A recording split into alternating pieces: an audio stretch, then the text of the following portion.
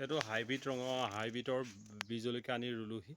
দেখিছে নহয়, ঠাৰিয়ে ঠাৰিয়ে বীজ জলকীয়াবোৰ কলিবোৰ মাৰিছে। এই কলিবোৰ পোক নাযাবৰ কাৰণে মই কিছুমান ঔষধো ব্যৱহাৰ কৰিছোঁ, ঘৰুৱা ঔষধ এতিয়া বীজ জলকীয়াজোপাত। আৰু বীজ জলকীয়াজোপা বহুত ধুনীয়া হৈ আহিছে, লহপহকৈ বাঢ়ি আহিছে। কলিবোৰ মাৰিবলৈ আৰম্ভ কৰিছে, দেখিছে নহয়, এইবোৰ কলিবোৰ মাৰিবলৈ আৰম্ভ কৰিছে। এইবোৰ কলি হৈছে, দেখিছেনে, বীজ জলকীয়া কলি এটাৰ পিছত এটা ইটোৰ ওপৰত লাগিছে।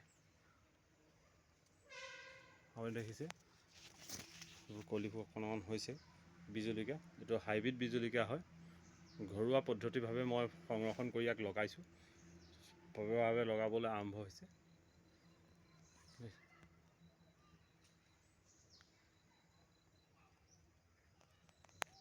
বীজ জলকীয়া এটা বৰ লাভজনক ব্যৱসায়। ইয়াত ভালদৰে কৰিলে ভাল হয়। মই বিশেষকৈ মানে কেইজোপামান খাবৰ কাৰণে লগাই দিছোঁ। কলি ইমানটোতো কলি হৈছে, কিছুমান এইটো কলি হৈছে, কলিবোৰ মাৰিছে, কলি হৈছে, কিছুমান আগতীয়াকৈ কলি হৈছে।